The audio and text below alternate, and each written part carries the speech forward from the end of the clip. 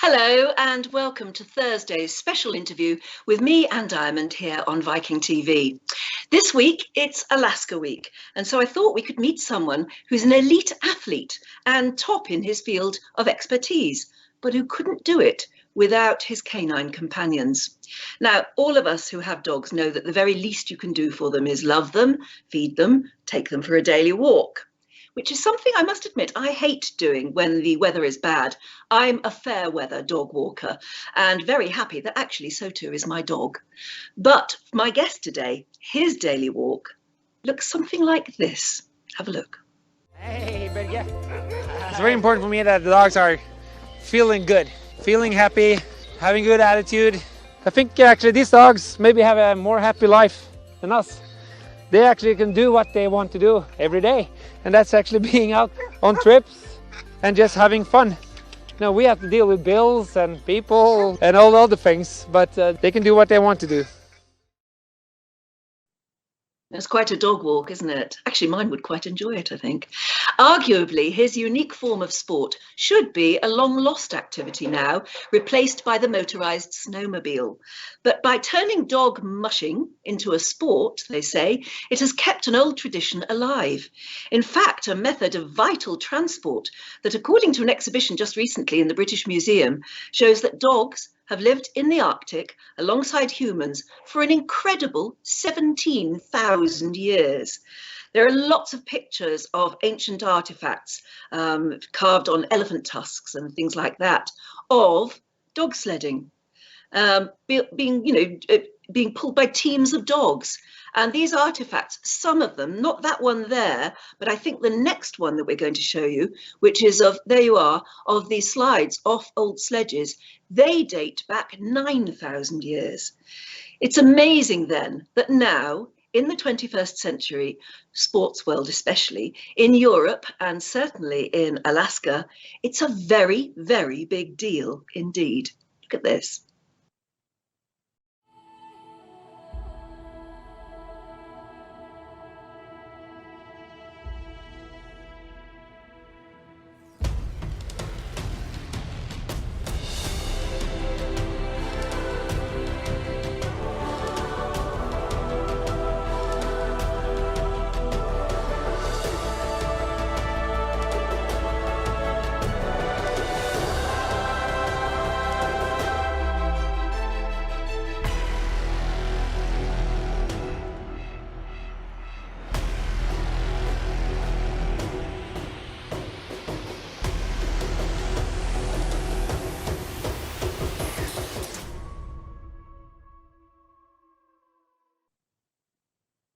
Beautiful, isn't it? And amazing. And as I said, a very, very big deal indeed.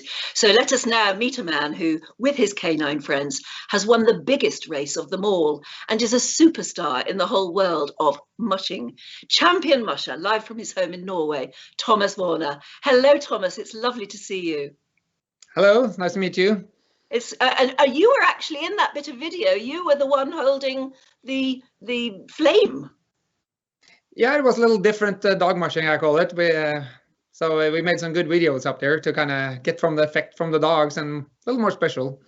It looked wonderful. It looked very romantic, actually, with the trees and the snow all lit up around you. I don't imagine it is that romantic. It's pretty hard going and very tough sometimes, isn't it? Well, during the races it's very hard because you're not sleeping yourself. That's actually the hardest thing in the dogs, and you are a servant for your dogs. So you are the one giving them meals and taking care of their feeds and doing all this work. So the hardest actually is it that you don't sleep. I slept 17 hours in 9 days during the race. So, but you know, also, not enough. No, that's not much sleep. But the most thing with dog mushing is it's a so strong feeling, you know, and you're going through this nature and in wind, in you know, the northern lights, in storms, in sunshine, and you're just bounded with your dogs. And then I call dog mushing a complicated but rich life. That's actually what I feel dog mushing is. And with dogs, it's just amazing. I was going to say, before we get into the racing, what is life like for you at the moment? You're at your home in Norway now, aren't you? Is it? I mean, are you in total lockdown, or are you able to mix? What's life like for you? Everyday life? Well, we live in the countryside, so actually we don't notice anything up here. But all the races are cancelled, so we are definitely affected of the COVID and all of course of what you're reading in the news. But we are doing daily life, training dogs and enjoying life. So even though this year's races are cancelled, I presume you have to keep trained yourself, and you have to keep your animals trained. Yes, it's very important with dogs because, you cannot tell a dog we're going to run for 9 days. We're going to run this long race and you have to go in this speed, don't pull too hard. And yet you're actually starting with the puppies when they are 3 weeks old. And a dog who can do like the Iditarod it's actually 3 years old. So you're spending 3 years to kind of build up a picture for that dog so it knows what it's going to do in the race. Yeah, so it's always prepared in a way. So presumably you get up early, you're going out, you're exercising the dogs, as we saw earlier there, exercising them in configuration as well, behind a sled, or in front of a sled rather, you're behind them. You're doing that all the time to keep their training at the topmost level. Well, training, the Huskies are not so really happy for warm weather. So in the summertime, we don't train, we just turn them loose. But as soon as the temperature drops a little, that's when we start training. So in the middle of August, we start training, and then you actually build them up to these long runs that you're doing in December in training. And long runs can be 3 days. You have won the Iditarod race, which is the big world race. And of course, that's in Alaska. Before that, though, I mean, you were taking part. There are many races in Norway, aren't there? And other parts of Europe. Yes, dog mushing it's a lot of races actually all over Europe, even in UK, in France, and all. I've been racing actually all over, but definitely the long races are more in the north of Scandinavia, or in the middle, or in Alaska. That's where the long races are. Yeah, well, let's have a look at you at the finish of the biggest race of all, the Iditarod last year, which was a magnificent moment for you. We can talk over it as we see you actually crossing the finish line, and that must have been the most incredible feeling. Well, first of all, I was so proud of my team. It's kind of strange to look at the pictures again now because you get to actually emotional because. That team were so great and they were just performing the whole way, screaming to go and just motivated. I think I was the weak point in that team, and in actually been working with these dogs since they were small puppies, and now they are about 6 years old now. And you get so proud, especially when you do also good. But the most important for the dogs is to have fun and to kind of feel the energy and have the motivation to run. They don't know if they're winning or not. And the two dogs that you had either side of you there in that winning shot, where they had the flowers around their neck as well, are they your two lead dogs? Well, you have different kind of lead dogs, but definitely in those long races, you need those that has that little extra. I call it the ancient dogs. They have something special inside them that makes them keep that speed and momentum high, and those dogs get really special. So those that was K2 and Bark, and they are just K2 and Bark. There are their names, and they are just amazing athletes. I had never seen them tired, and it's just Bark is a little like an old Viking, little rough, can be a little mean to other dogs. Kind of. Tell him that, you are not looking at ladies, it's only me.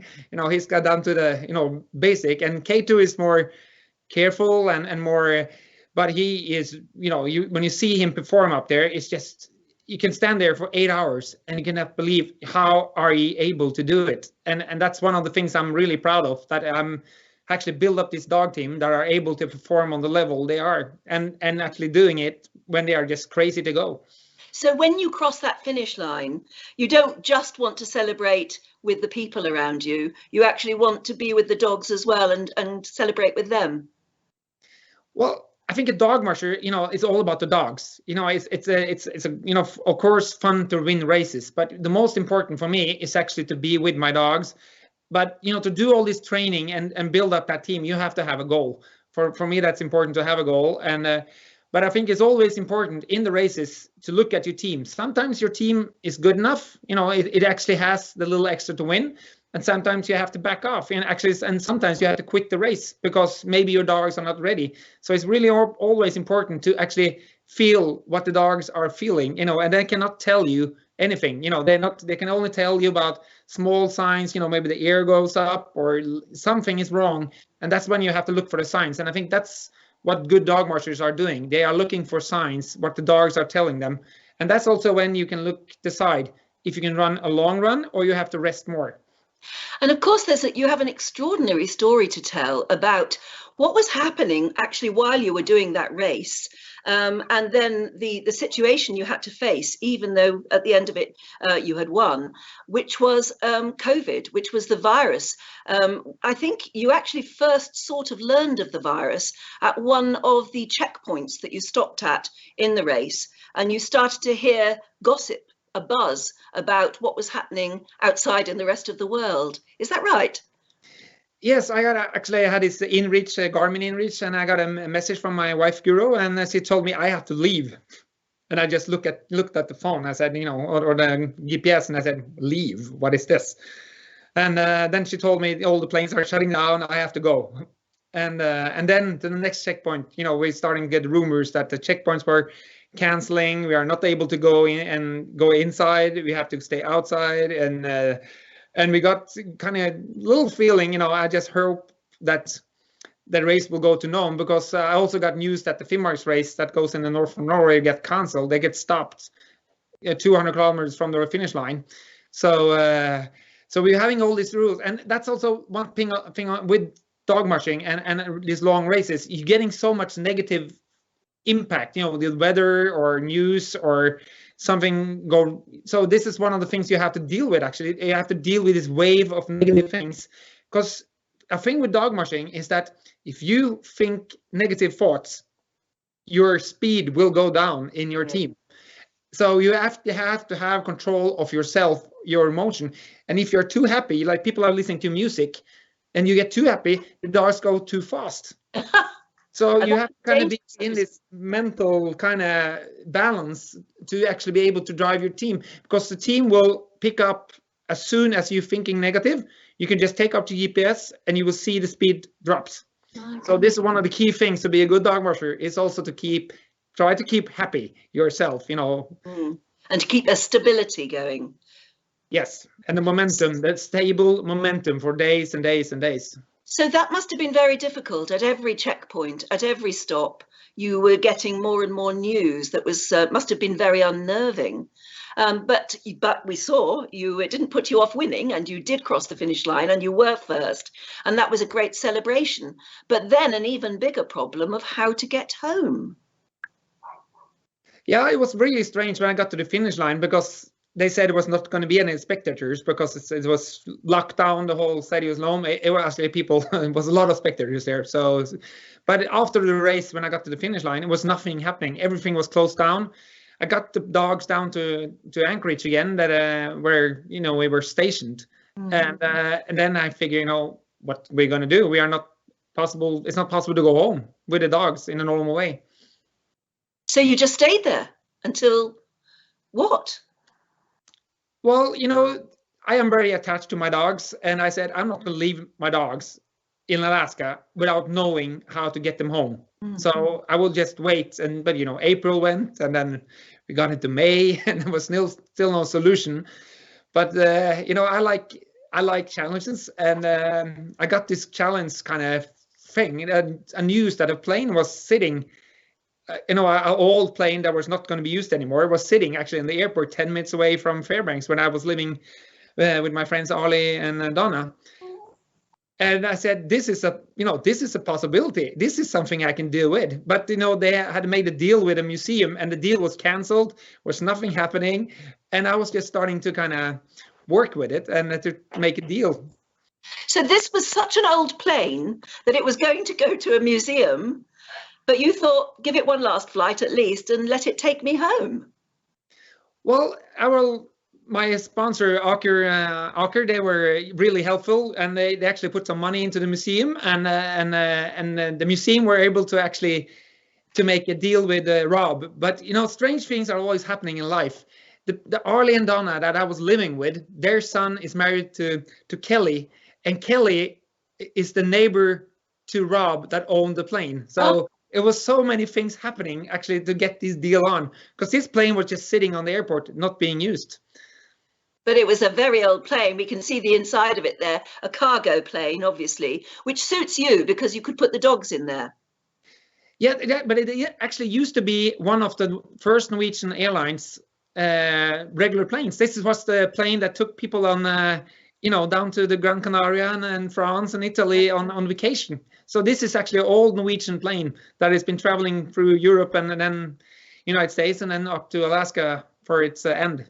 But considering the journey you were taking, the route you were flying, it might have been almost more dangerous, that journey in the plane, than the Iditarod race. Well, I felt pretty safe. You know those pilots, you know, Robin and the Everest Air, you know, they are some of the best pilots in the world. They can probably land that plane on the beach or something. You know, so I knew if something happened on the plane, they will definitely get us down somewhere. And they had but it was a long trip with a really loud, you know, I had this, you know, earphones, and then I had earphones over that one, and there was still sound. There was no insulation. And this Ford big engine was making a lot of sound, and it was cold also because it was no insulation or heating. Yeah. How did the dogs take it? How do they take to flying? Are they just used to that sort of thing? I think we humans are so much to learn from dogs, because the dogs, they are living now. They're not thinking about yesterday or the next day, and they're just coping with things and dealing. And as soon as you put the dogs into the plane, they just fall to sleep. Yeah. So, you know, they're not worrying if the plane is going to fall down or something. So they are really good to live in the moment. And this is also one thing that are good with dog mushing. When you're out with your dogs, you're actually in the moment. You know, you're not there for tomorrow or 10 hours in. You're just there this minute, the next minute, what's around the next corner. You're not thinking about so much things. And this is also one of the unique things I think with dog mushing. You're getting so in touch with yourself that you're really, really down to the basic that we kind of used to be maybe when we were hunters. I'm sure that's good for mental health too. So there you were, making that journey in the end. So in the end, when did you get back home? Well, it was a long journey. I was there 9 weeks after the race. So I got home the 2nd of June, and I went, I think, in the middle of February. So it was a long, long time. Yeah, I bet your wife was pleased to see you, because all that time she'd been coping with. How many dogs do you have back at base? Well, we still had about 30 dogs at home, and kids, and Guru is a veterinary, so she also has her own practice that shows, so she works a lot, you know, and running a business. So yeah, she's been great, and she had a lot of work. It's an extraordinary story, really, that you made that incredible sled dog run, the race. You won the race, and then, you know, faced with something quite mundane, like just trying to get home, turned out to be one of the biggest challenges of all. It's interesting that your amazing trek across Alaska at a time when the world was coming to deal with a pandemic, your journey with your dogs almost echoes that of an Alaskan sled dog who became very famous for doing the same sort of epic journey at a time of an epidemic. We made a video about that particular dog because he has a statue put up to him in New York. Just recently, Viking made this video. Let's have a look at the story of this particular dog. As I say, his story rather echoes yours. We're here at the statue of a hero dog. They say every dog has his day. Well, Balto certainly had his. And that day was in January 1925, when he was the member of the last dog team that brought medicine to the city of Nome, Alaska. In January of 1925, there was an epidemic among the children, a diphtheria epidemic. The medication was in Anchorage, but there was 1,000 kilometers from Anchorage to Nome. They took it by train as far as they could, and then it was 7 or 8 teams of dogs that carried it in relays the last 1,000 kilometers. Balto was the last 100 kilometers entering Nome in January. Later that day, his photograph was taken, and it was all over the newspapers in America. He was a hero. There were interviews in the radio. He became a celebrity. He went to Hollywood. His friends were Rin Tin Tin and Lassie. Then finally he was stuffed and is now in a museum in Cleveland, Ohio. But his legend lives on because these dogs, Balto's team was the last 100 kilometers that came into the city. This is the plaque underneath the statue of Balto, dedicated to the indomitable spirit of the sled dogs that rallied antitoxin 600 miles over ice, across treacherous waters, through the Arctic blizzard, from Nenana to the relief of stricken Nome in the winter of 1925. There you are, Thomas. You know the story of Balto and the other dog, Togo, very well, don't you? Well, Iditarod has been following me since I was 11 years old, and like you see now, I'm getting more grayer, and I'm 48 now. So you know, dog mushing is an experience sport that you actually needs a lot of experience to actually know how to take care of your dogs. So, but Iditarod is a historic race, and that's also one thing being a part of the race. It's not only, you know, to win; it's actually being on that same actually places that Togo and Balto and all the dogs and the people actually went. So it's very unique to be on the trail and going through the villages. Is also, you know, you can just feel the energy to the people in the villages. That when Iditarod is coming through, they're all coming out and celebrating the race, and it's a great feeling, and it's something you just can't stop with. No, in fact, on the Iditarod race that you won, I think because of COVID, some of the villagers in some of the checkpoints had to make a very difficult decision about whether to welcome you at checkpoints or not. And there were pretty good stories of heroism there, where they went over and above and made sure that you did have shelter to shelter in, and for the dogs as well, even though they themselves had begun to move out. Oh yes, and especially Chatulik. That's where we actually had to go out, and but they had opened the old town that actually had been with the climate thing. It's been they had to move the whole town, but they opened actually some houses in the old town and digged out the snow and made a fire, watered the dogs, straw. We had everything actually. It was just perfect. And coming there into that checkpoint and expecting nothing, and then you have, I think the whole village was there actually. So, but it was so much people, and they were helpful, and it was just one of the great feelings and experience. That's actually one of the feelings I really remember. The feeling when I got into Chatulik and felt, you know, all the nice people there that has done so much work for us. But when you lay down your head and you have to choose which checkpoints you're going to have a 6-hour sleep or a shorter sleep or a longer sleep, when you do actually lay down your head after standing and through the whipping snow and just the sheer cold of it behind those dogs, don't you just want to sleep for ages and ages? How do you wake yourself up and get back out there? Well, I think you have to be good at not sleeping if you're going to be competitive, because if your head, a lot of people are really nice, good dog people and dog mushers, but they can't, you know, cope with not sleeping.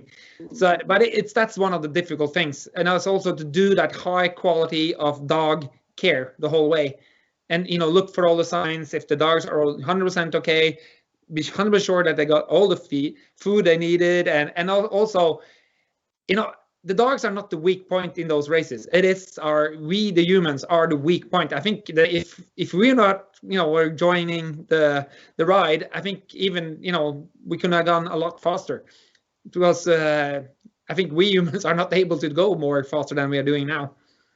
So there are stories of heroism with dogs and with humans. And as you just said, you've got to look after your dogs.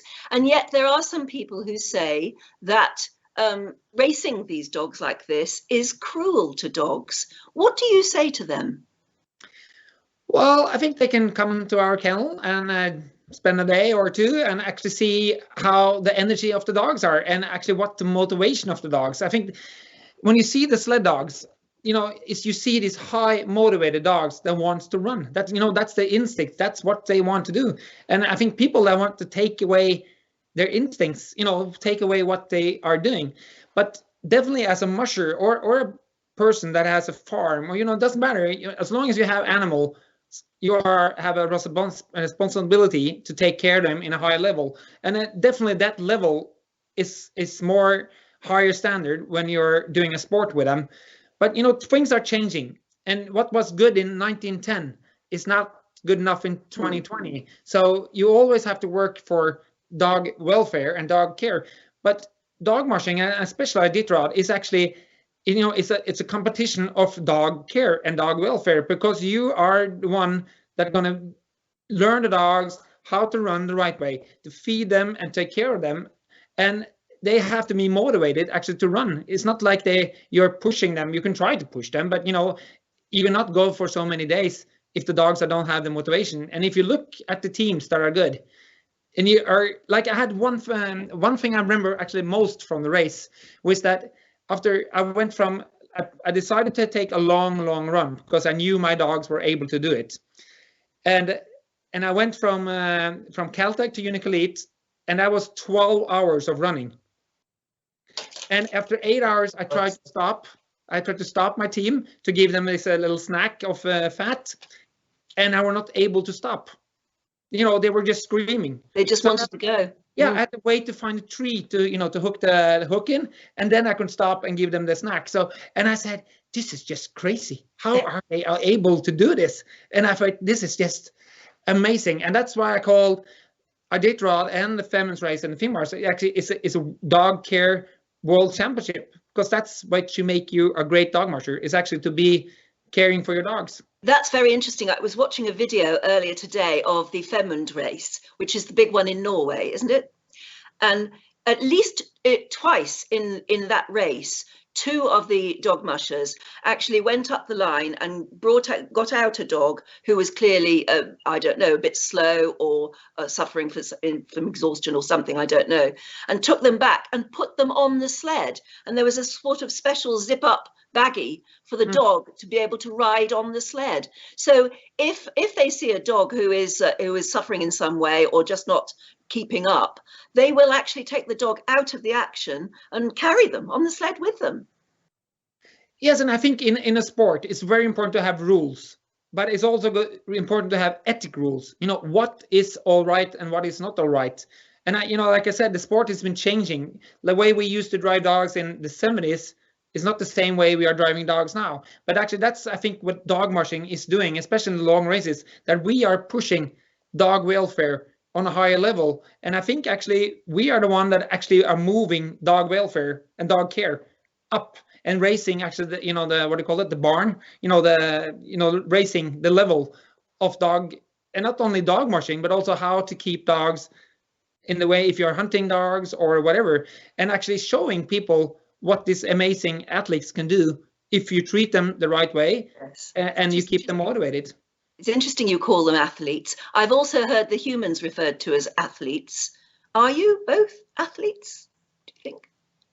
Well, I think the dogs are, they are so amazing. They are like the 3 times as us in the oxygen they can take and the energy they can actually burn up. They can burn so much energy even if you give them enough food. So they are able actually to run this long. So, but yeah, in dog mushing, I don't think you have to be a super athlete, but you definitely have to be so you can cope with things and actually deal with all the things you have to do the whole time, especially in the checkpoints, because that's when your work starts. So actually, I try to rest as much on the sled as I can, and sit down or not use energy, so I can be a better chef for the dogs actually when I get to the race, to the checkpoints. It's interesting you say that, because I've got a lovely bit of video here of you arriving at one of the checkpoints, and I think people will be able to notice that your dogs are wearing booties to protect their feet. They're well covered, as are you. Easy to spot as well because you're in bright orange. But the first thing you do when you get to that checkpoint is you look after the dogs. Let's have a look at this little clip here. This is Thomas Wærner coming into the checkpoint here. He's easy to pick out with his orange there. He's a bright musher. You see him pulling those food drop bags out of his trailer. So when you pull into the kind of check-in area, you're going to load those drop bags into your sled so that you can kind of carry them over to your parking spot without having to manually carry them.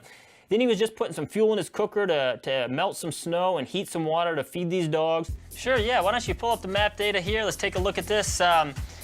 So we're working our way towards the front here. We're starting to see these groups of mushers, pretty thick packs. This is coming down into Rhone. So the mushers on the right-hand side of our screen here, we see them kind of getting towards the bottom of the actual Delzell Gorge. They're still in difficult sled driving country, though, until they actually get into the checkpoint of Rhone. And I find it fascinating the way that the television is following you, because you're all wearing GPS trackers and they can do this sort of digital following of you. So it's very easy for a viewer to follow the race. So GPS is now quite an important part of your kit.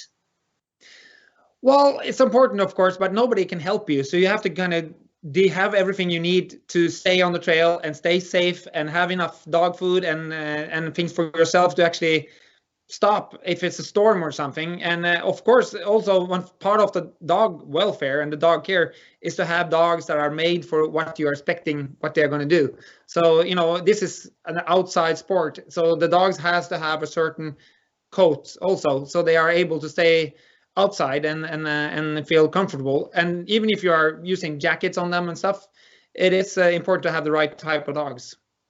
Does it ever happen that you have to bed down in the snow overnight and sleep for a while before you get to a checkpoint? Well, sometimes in your strategy, you have a plan that you're going to stop because maybe the stretch is so long that you want to split it in two. So then you're actually stopping on the trail. So then you're bringing straw and bringing all the things on the sled that the dogs need and you need. So sometimes, I think the dogs are dealing with it a lot better than us. When it's really cold, like -40°C, and you're going into your sleeping bag and you have to get up again, that's kind of the hard thing for us and get going again, actually. So do you ever experience a total whiteout where you really can't see where you're going at all? Yes, and that's one of the key things for dog. I love when it's whiteout, because that's when you see the instinct to the dogs and you can just stand there on the sled and then you see these markers coming up and you're on the right trail and the dogs are just following the trail. And he said, how is it possible? It's like they have a inbuilt GPS in them. Like K2, one stretch I went from Shaktolik to Koyuk, was no trail. It was just markers. And K2, he just went on the markers. Every marker he was hitting. And for hours, 6-7 hours. So it's just amazing how much instincts there are in these dogs to deal with whiteouts and storms and stuff. And my dogs get a little crazy when it storms. They get so, the speed goes up and they're loving the wind. I don't know why, but we live on a mountain, so maybe that's why. But I like to go into the whiteouts. I think that you feel a lot of energy. Are there any superstitions associated with mushing? For instance, is it good luck or bad luck to be first at a checkpoint? Well, you don't know. You don't know, because you can take a strategy and say, I want to be first. And then you have this big storm coming and dumping a lot of snow in the mountain. And the other mushers have to actually, have looser trail. But you can also have, choose to be first. Like I did this year, I had to make my own trail, some of the checked stretches. That there was no trails, all whiteouts, just markers, and the other ones can actually go in my tracks. Yes. And so that's actually part of the race. Even if you have a strategy going first, that can be, like, sometimes that can be good, and sometimes that can be the wrong decision. But it's always important to look at the dogs, see what are the dogs ready for and what are they able to do now. And the weak point, like I said, is that the mushers need sleep. And sometimes you take actually too much rest because you need sleep. Silly question, but can you go to sleep, or at least go into a sort of half sleep while you're actually in action on the sled behind the dogs and they're pulling you? Can you just nod off for a while? Well, Yes, that you can, and I sometimes in races I do it, but it's not a problem when it's cold, because what I do, I just open everything. You know, you open your jacket, you open, so you are not bare skin. But when it's 40 Celsius minus, you know, and you open your jacket, you will get really cold really quick, and then you have no problem. Wakes you up. Actually, you're not falling asleep. But this year was so warm, so I actually had really problems in one stretch going over to Koyuk that to actually keep awake. And so I was standing up, and you're standing and you're thinking you're awake, but you're actually sleeping. So you are in this between dreaming, awake, sleeping, and you're trying to deal with it. And that's kind of hard. Are you harnessed to your sled when you're in action? In case when I was starting to fall asleep, I actually put the rope through my hand, make sure, because you know, one thing a dog marsher doesn't want to do is to lose the team. So that's actually the worst thing that can happen, you know. So that's when you started, like I started when I was 11 years old. The first thing you learn, never ever let go. You know, you just hang on, even if you're dragging or, you know, don't lose the team. So because that can actually be dangerous for the dogs. You know, they can get tangled, and actually you can be actually sitting alone without any things, because all your gear is in the sled. Yes, and they might sense that you had fallen off and been lost, but that would cause chaos and confusion with them as well. Difficult for them to turn around after all. Yes, my dogs are pretty. When I say stop, they will stop. But many teams will just go on, and then that can be really dangerous. You know, you are the one protecting your dogs, you know, from danger when you're driving them. But you also need them. I mean, you don't want to be without them in that sort of in those sort of conditions. You mentioned there that you learned that from when you were about 11 or 12. How did you get to be a musher? Because I understand you were born in Britain, but I think brought up in Norway. Yes, my grandfather had the company in the UK. So so my father and my mother was living there. So I was actually born in Birmingham, and then we moved back to Norway when I was 2.5. But, you know, you have different kind of dog marsher. I think it's actually 3 types. You have the one that are looking at Iditarod and said, oh, this is my life dream. I want to do this race. And they are kind of the most extreme people. You know, they kind of go into sport and do pretty good, actually, because they are really hunting for goals. And then you have the more like the, you know, the more people that are going into nature, and they are saying, oh, dogs is a good, really nice way to travel in the nature with dogs, and they like, you know, the lifestyle.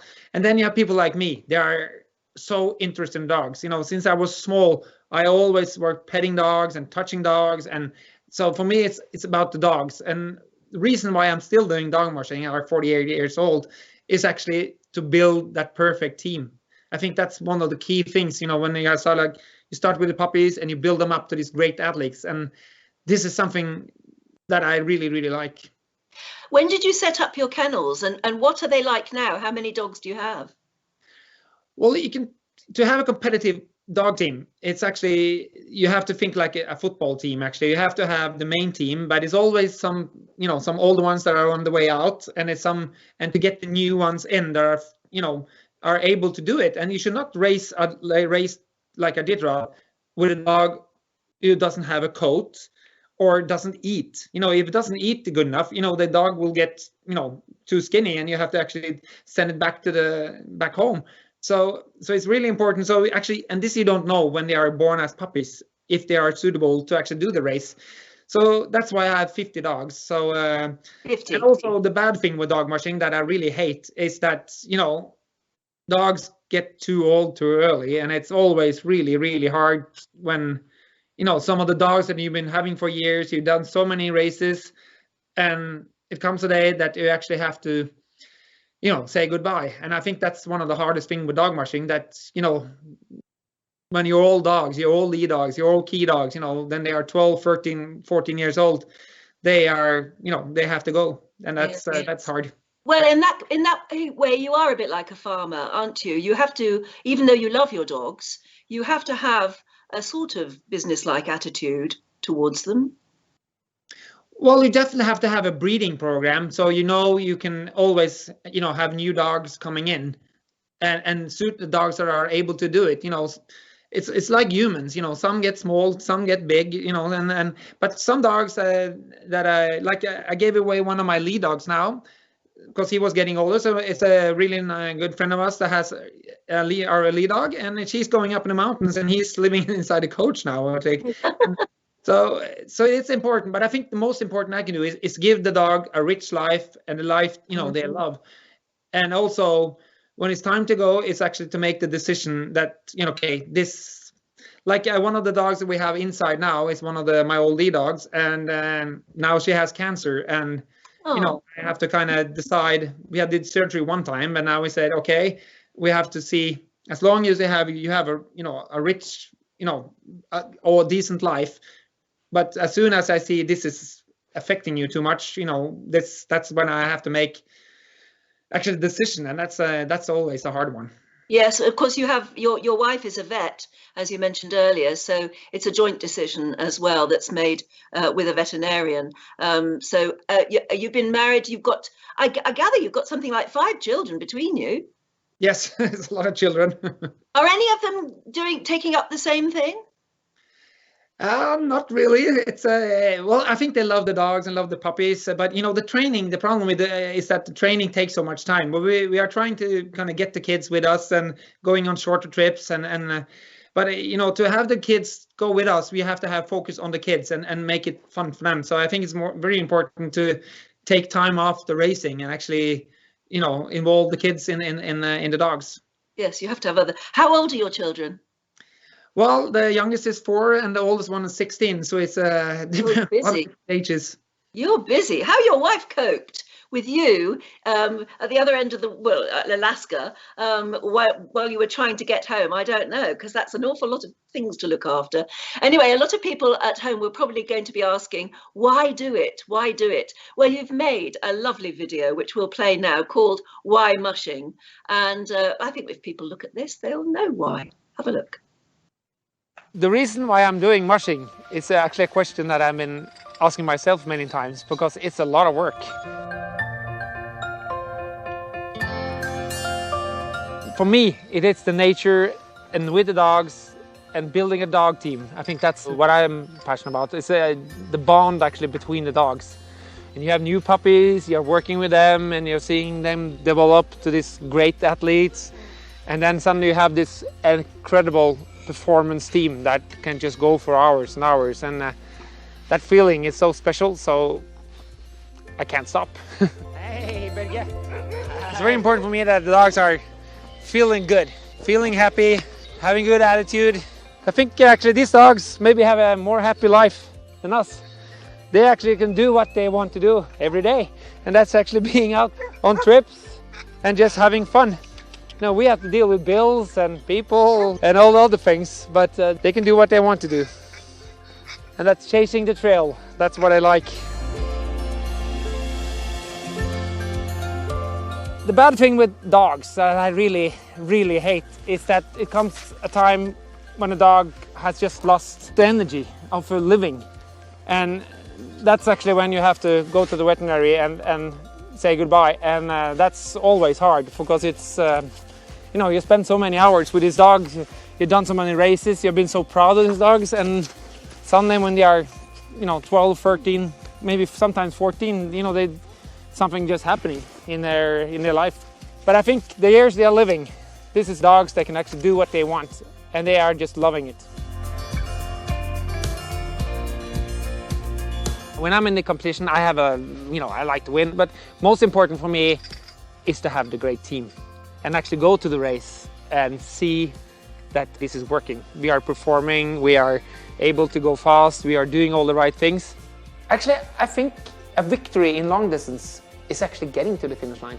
So I think if you're in the last place, maybe you will have a stronger feeling, and you see people coming into the finish line crying, and they are so emotional when they're coming in. For me, I get so proud of the dogs. You're so proud of that team, how they are performing, and you have worked with these dogs since they were puppies, and now they are these great athletes that are just performing on a level that you just think is incredible, almost impossible.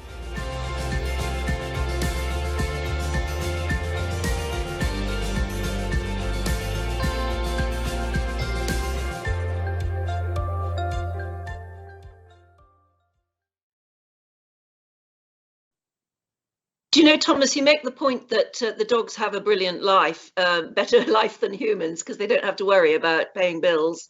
And they just seem to be so happy, and they're together. Does it teach you as a human, does it teach you very much about teamwork, about, you know, what they have got right that maybe we've got wrong? Well, I had a friend of mine that Mats, that had been running the dogs some. So he's also the boss for the company, and he actually said after he had run the Femund race that he has changed the way he is walking at the office. So he knows, because he wants to give positive energy out. And he said, this is what I learned from dogs, that I have to keep positive. And if I want my co-workers to be positive, I definitely have to be positive. So that's actually something that he picked up from doing these races, actually, and actually taking it into the, you know, a high level of business in Norway. So for me, it's really important. You know, you can go out in the dog yard and you just go around and you just feel the energy. And I think a lot of people in Norway are actually using dogs in therapy, you know, to people that have mental illness. Yes. But I don't know in the English word, but they call it fur therapy, actually. So getting, you know, your hands on a dog, yes, and actually feel that positive vibe coming in it. And this is one of the feelings that I also, you know, to have that dog team and feel that energy of a whole group of dogs when you're up in the mountains, and you can go there for 6 hours, 7 hours, 8 hours, and you're just flying down the trail, and you're just feeling this energy that are in the team, and that is an amazing feeling. Yes, you can see the dogs clearly love each other's company. I mean, they revel in company. Dogs are pack animals, aren't they? Maybe we should learn that too. Yeah, they do use a lot of dogs more and more in trauma therapy, and they take them to certain incidents where people just petting and stroking and loving a dog, it can lift the spirits hugely. So you must be very high-spirited. So what is, how often do you have puppies then, for instance? Have you got puppies on the go now? Well, we always have some puppies every year, but you know, if you want to have good dogs, it's the time you use with the dogs that actually make them, you know, they have the genes and the way they are looking and stuff, but it's actually you that are making them to be these top athletes, especially in the races when they, you know, you're so focused on, you know, rest running. So and like I said, like dogs don't get that old, so so you have to have puppies always, you know, to kind of get new dogs into your team. So but it's a lot of work with puppies. Yes, I bet. Do you keep all the puppies and train them to see how they are doing, or do you give some away, or what happens to them all? Well, I keep the puppies till they are 1 year old, and then it's like us humans, you know, some are too big or some are small, and some doesn't get it cold, or some you know, doesn't eat that good or something, you know, so they're not able to perform on the level you have to have if they want to be in Iditarod. And this is one of the key things, I think, for the races. You know, you have to have the dogs that are right for the races to do and have the motivation.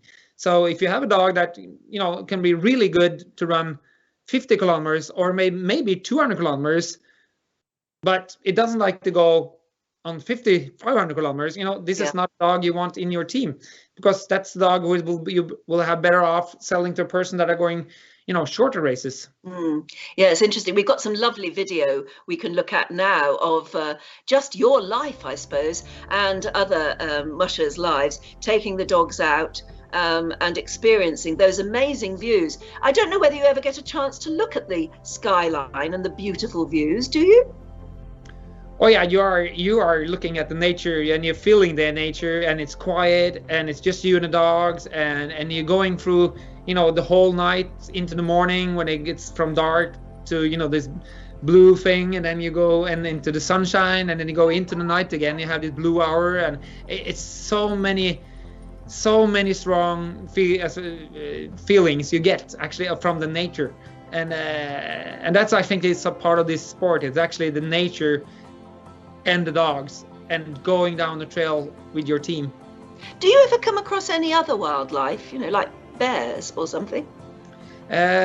Most you can see tracks from wolves. It's not many bears out, so normally not, but But the most actually that I'm afraid for is actually the moose. You know, they are really big and they can be really aggressive. So that's one of the things I'm afraid of meeting actually on the trail. And there's a lot of moose in Alaska.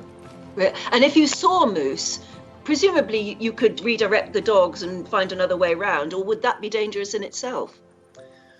Well, it depends how much snow it is, but the only thing I do, I just stop and I just wait. It's just wait and don't do anything to kind of provoke the antagonize them or attack you. So you're just sitting there and waiting actually, and hoping that will actually go off the trail. Have you ever had a nasty moment with a moose?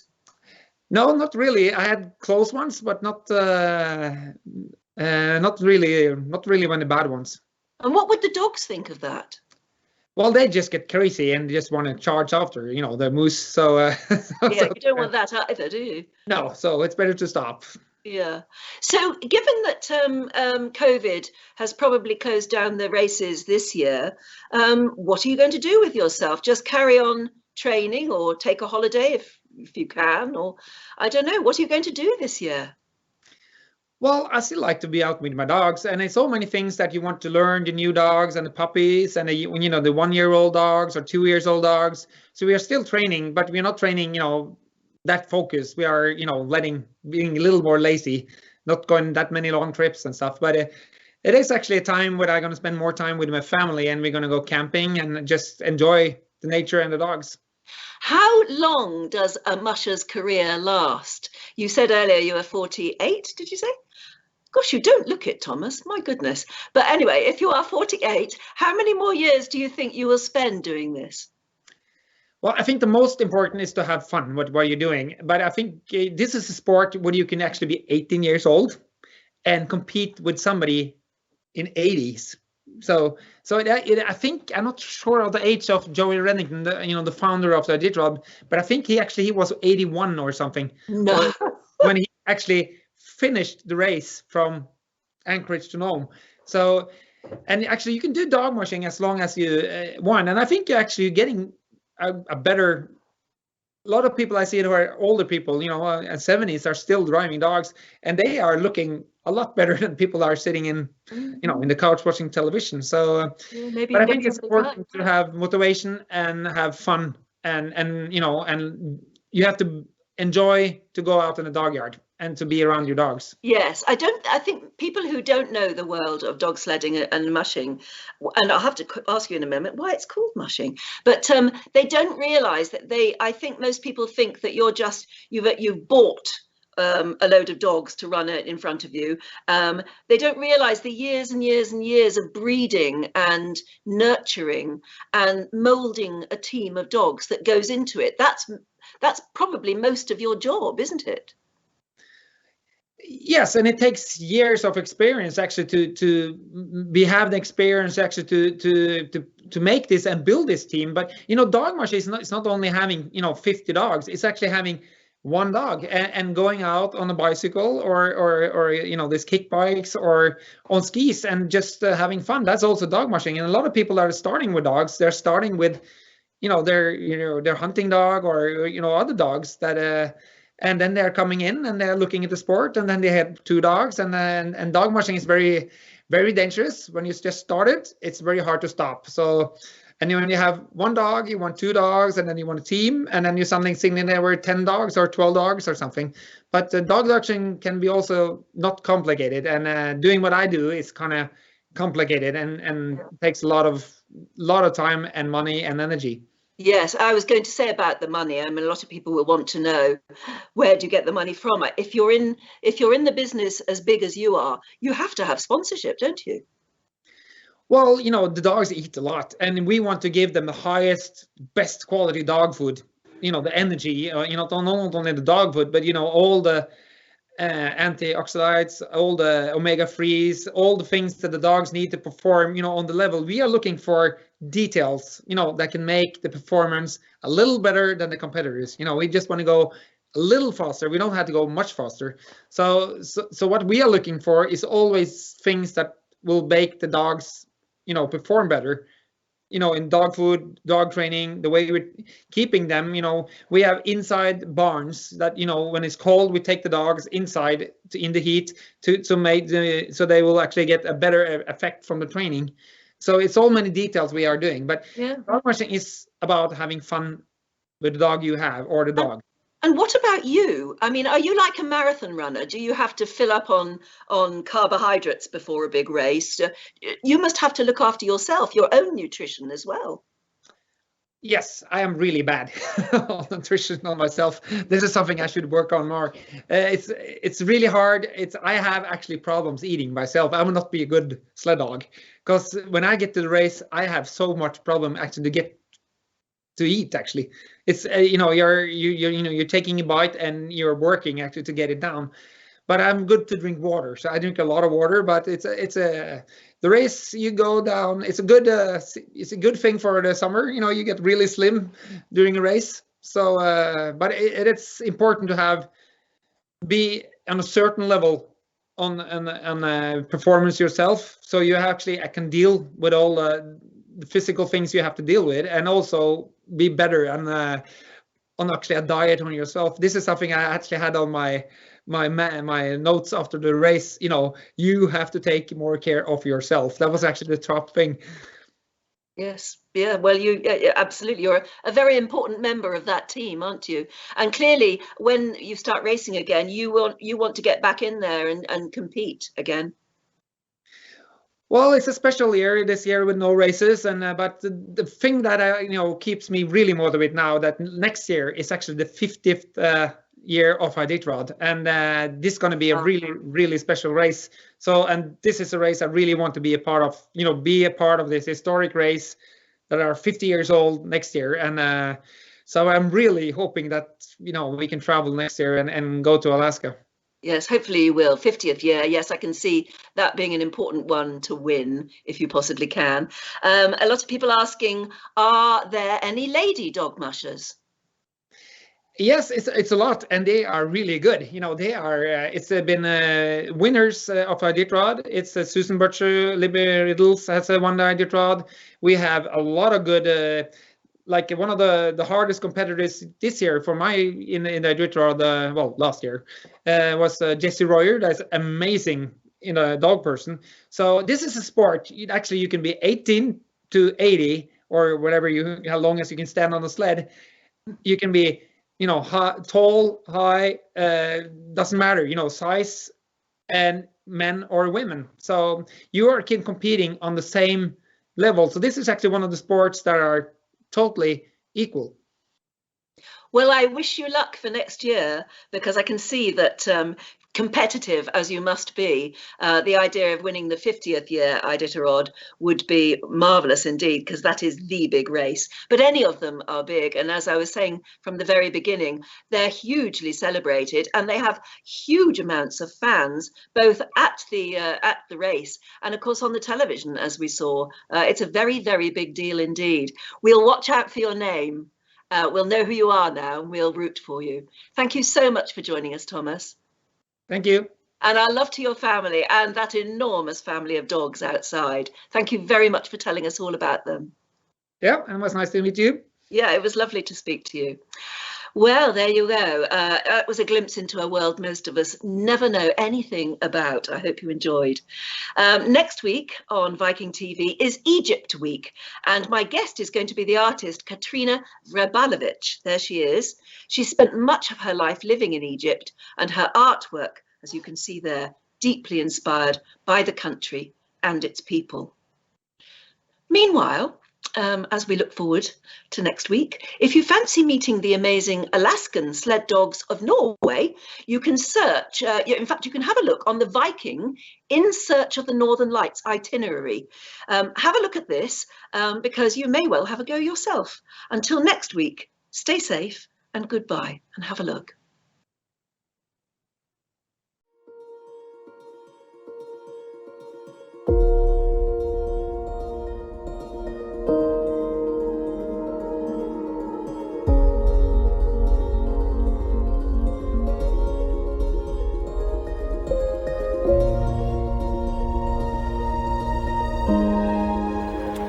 Welcome to Trusty and Trine.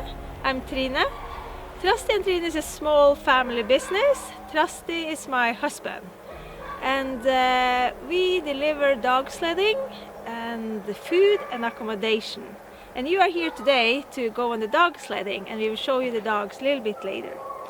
I started this business in 2007, and my idea was to make my hobby into my living, because I love to run the dogs up in the mountains. When I was young, I did not drive any dogs. I grew up south in Norway, and my passion was to go skiing in the mountains. But when I got old enough to move away from home, I moved up here to Alta, and I started a school to have dog mushing as a class. And I started to run dogs, and the first time I sat in a dog sled, I basically fell in love. Just the feeling of sitting there and have the dogs pulling me through the nature, and I could look around and up at the sky, maybe the northern light was out, it was just amazing. And since that day I decided I needed to have dogs in my life. So I started to work for another dog musher here in Alta, and I learned a lot. A year after, I went to Alaska and worked with a dog musher called Jeff King. He's one of the best dog mushers in the world, and I learned, of course, a lot from him. When I came back, I was ready to build up my own team. So I had my own dogs here in Alta, and I ran races. I did run the Finnmark race that we will tell you about a little bit later. That's the longest sled dog race in the world, or in Europe. And I was the third woman to run the 1,000-kilometer race. When I had done that for a while, I moved back to Alaska and got married and got 2 children. And also when I was there, my dream was to run the Iditarod. Iditarod is the longest sled dog race in the world, and that's the biggest thing for a dog musher, to do that race. So in 2005, it was my time. So I signed up, and I was at the starting line with my 16 dogs that I had borrowed from Jeff King, but I had trained them all year for myself. And the race was just amazing. To travel 1,000 US miles through the wilderness without crossing any roads, it's a big experience. After that, I moved back to Alta, and we have started, and I started the business in 2007. I started out very small. I just had a few dogs, 20 dogs in the beginning. And then we have been growing. More dogs, more buildings on the property. And now we have, as I told you earlier, accommodation. We have the restaurant, and we do have dog sledding. The dogs we have here are all Alaskan Husky. Alaska Husky is a mixed breed, so they look very different. As you will see, some have blue eyes, some have brown, some actually have one of each. They are big, they are small, they are black, they are white. But that doesn't matter to us. What's important is that they are happy, healthy, and that they love to run and pull.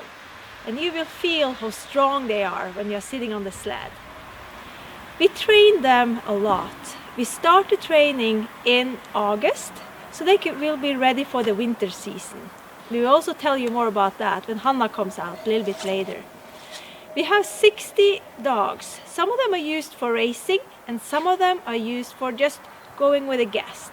The young ones and the older ones are going to be on the trips, and the race dogs, we try to protect them as much as possible because we want them to perform good.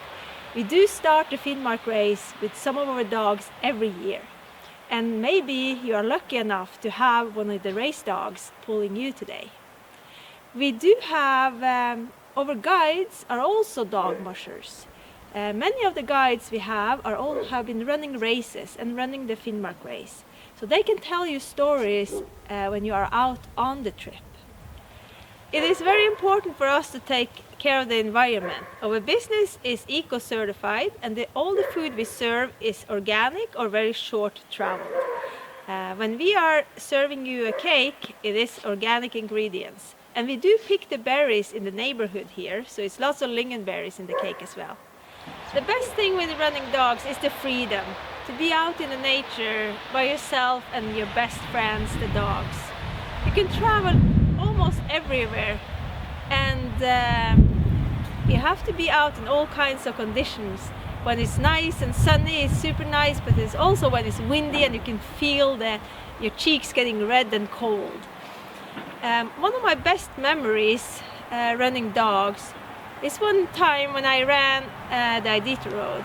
I was leaving one of the last checkpoints and my dogs were laying down, they were sleeping very hard. I went out to my lead dog, Aspen, and I told her, Aspen, it's time to go, we have to make it to Nome. And she looks at me and it was just like she understood what I was telling her. I go back to my sled, pack it up, get it all ready. Then I ask her, are you ready? That's the command we give to the dogs before we leave. She get up on her feet and suddenly she jumped in the harness and make a little bark, and all the rest of my team stand up on their feet. I just tell them okay and we are leaving. Things like that is just amazing, the bond you're making with your dogs, and when they get up from the straw and leave, even if it was the middle of the night and they were tired, they do it just for me.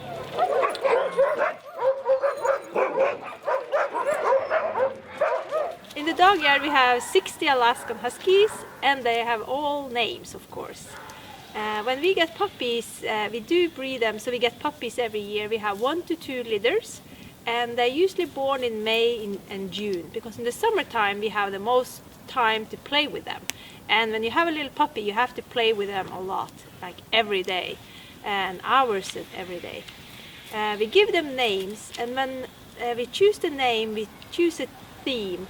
So all the dogs have the same theme, so we knew who's brothers and sisters when they grow up. Since we have 60 dogs, it's kind of hard to keep them apart after some years. A theme name can be like actors. We have George Clooney in the dog yard and Brad Pitt, so if you come you will meet them. We also have dessert litter, where we have Panna Cotta and Pudding is a good dog, really. And all the dogs are different, and that's what makes this so interesting, because every time we get a little puppy we think that this is the best puppy we have had ever, and we can never stop breeding them or running the dogs, because we want to see how good they turn out in the end. Maybe one day they will make the A team and be a champion. And since they have the different personalities, usually different people connect with different dogs. So if you are a very calm person, you may like a calm dog, and in the dog yard you will find one of those. If you are very active and maybe you're a big guy, you maybe like to meet a big strong dog, and they are also in the dog yard. And that way all the dogs get treated a little bit differently, because we talk to them in a different way, because they are different, they have different personality, just like we do with humans. In the dog team we have male and female dogs. They have different strength. The male dogs are stronger than female, that's just natural. And the females often have a stronger head, I believe, because they are females. So many of our lead dogs are actually females. It doesn't matter what kind of sex the dogs are, because we don't need only strong dogs. To be in the dog team, they need to run for a long time, and they have to want to pull all the time.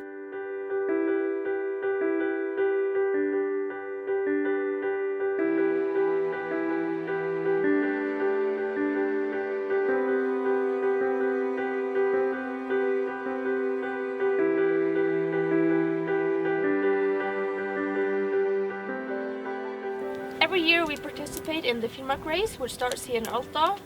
Usually it's me or my mom that does it. We compete in the longest distance. The race has 3 different distances. We have a 1,200 kilometer long, we have a 650 kilometer, and then there's a junior race which is 200 kilometers. I have done the junior race 3 times, the 600 once, and I've started at 1200 twice. I finished once, but this year in March, unfortunately, the race was cancelled because of the situation the world is in right now. This year the plan is to start the 1200 again, and right now it's looking pretty good. We have a really good team of dogs, and I feel much more experienced than I've been before, since I've done it a few times now. I I want to tell you the story about the first time I was going to participate in the longest distance in the Finnmark race. I was 18 years old, never done a race that far before, and I had no idea of what I was getting myself into. My mom told me every single day that this is going to be the toughest thing you ever done. But me not really thinking that it was that tough, thought, okay, this is not going to be a problem, I'll manage to do it. The first 300, 400 kilometers of the race were pretty easy. It only takes a couple of days. But then once the dogs get tired and I start to feel tired, that's when it really gets tough.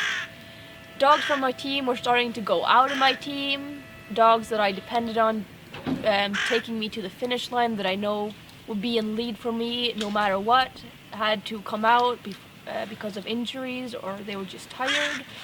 And when there was 200 kilometers left of the race, I thought, or I did not think we could finish at all. And the only thing in my head all the time was, how are we going to finish? How are we going to finish? And my whole mindset was so wrong, and the dogs could feel that. And driving a team of dogs is like looking in the mirror. If you're down and you're sad, the dogs will feel that, and they will act the same way. If you're happy and you're up and you think that this is just the best thing in the world, they will react to that too. And they will have that energy and just keep pushing on. So starting out from one of the last checkpoints, being really worn out and down, not knowing if we were going to finish, we started out, and at one point my team just stopped. And that is pretty much the worst thing that can happen to a musher, because that is like the worst nightmare. The team just stopped without asking me, and I'm the boss, so that shouldn't happen. They stopped, they just looked back at me and just sat down. And I thought, okay, what am I gonna do now? So I put the two dogs that looked most awake in the front, and these two dogs were the very last dogs to make my team. The two dogs that I thought were going to go out of my team first. I put them in front, and one of them is Musher. She's probably the smallest dog we have, and she is a complete bitch. The other dog was Løke. She was 2 years old at the time. First long race she was in. Really didn't have any expectations to her. And I put them front, and Musher, being the bitch she is, just barked at Løke, and Løke barked back, and they just put up a speed that was, I didn't think they had it in them. And somehow we did manage to finish that race with the two dogs that I probably had least confidence in lead. They helped me finish. And looking back at that race, I thought to myself, I never want to act like that in front of my dogs again, because I know that that is not what a leader should be.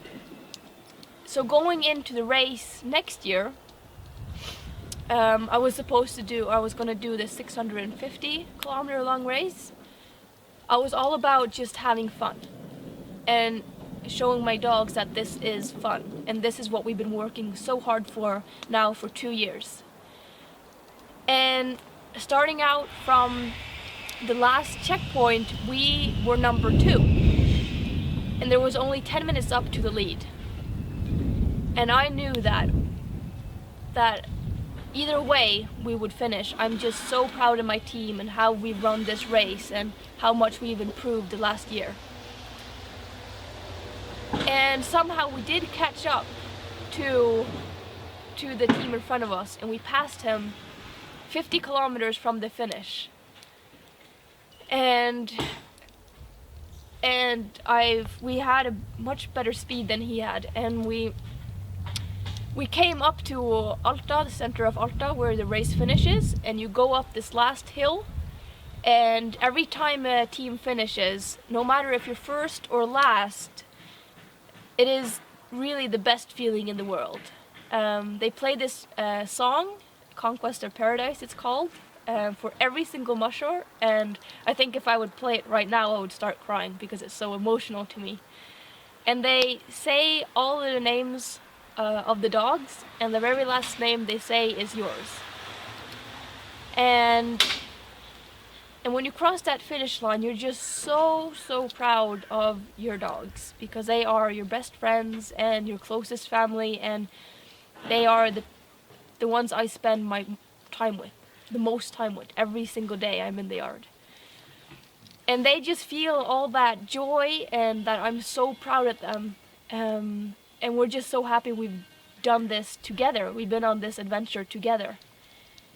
And I'm a bit sad too, because I just want it to continue and continue. I don't want it to stop.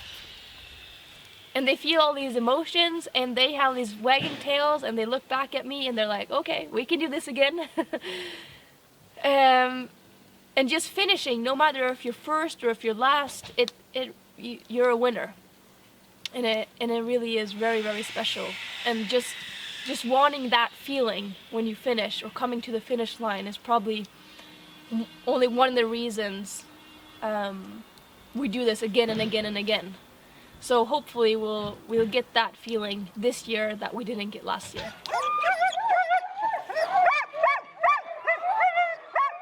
Like I said, we train about 6,000 kilometers before this race, which means that we have to train almost every single day. So we start training our dogs from the start of August, and the race starts in March. To do this, we have to give the dogs the right nutrition, and that is the most important thing we can do. The dogs need about 10,000 calories a day to keep up the training, and before every race they ran about 6,000 kilometers. And that is very far. The dogs eat a blend of meat and fish and fat, combined with kibble, high fat and protein kibble. And we also mix some omega-3 in water in that. So it's like a thick soup, which they get breakfast and dinner. And at midday and while running, they get snacks. A snack could be everything from a piece of a chicken fat to salmon. We give them beef, chicken, probably everything you could imagine. Just so we know that the dogs are in best shape as possible and they're as healthy as possible. But as important as training is rest. So we put up a training schedule just like you would do any other athlete, because these dogs are top athletes. And we start in August. So in August we go short and very slow, because we have to build up their muscle after a long summer of you can call it vacation. We don't send them on any cruise or anything, but they get some time off from running. As I said, we go short, and then as we see they get into shape, we can increase the kilometers and we can increase the speed. But these are long distance sled dogs, so they will never run very fast. We always want to keep the speed down. These races can last up to 8 or even 9 days. So you can't go full speed. Once we get into November, December, we can go further and further with our dogs. We can go on training runs that are up to 300 kilometers and may last for 3 days before we come back home. And that's when we really test our dogs. Maybe there are some dogs that just aren't cut out to do this, and then they will be happy pulling you on some trip if you come and visit us. But most of them enjoy this. And it doesn't matter if it's a big female or a big male dog or a small female. It's all in their head. So if a big male dog, you may think that they are better cut out for doing this. But if they don't have it in their head, if they're not willing to run, they won't be able to finish a long race like that. Many of our very best dogs are small females, but they're so strong in their head that they make the absolute best dog. We miss you all, but we hope you like this little program and that you learned something about the husky dogs. And we hope that you take your next Viking cruise to northern Norway and visit us at Trusty and Trine. Bye bye!